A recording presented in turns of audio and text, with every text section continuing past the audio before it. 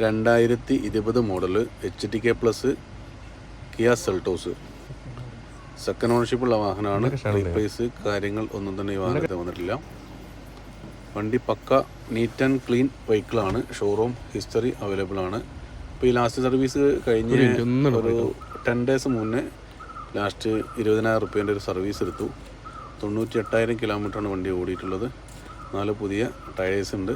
Full button ടയേഴ്സാണ്. Major accident history കാര്യങ്ങളൊന്നുമില്ല. പിന്നെ മാനുവലാണ്, diesel manual. Insurance full cover ഇൻഷുറൻസാണ്, പുതിയ ഇൻഷുറൻസാണ്.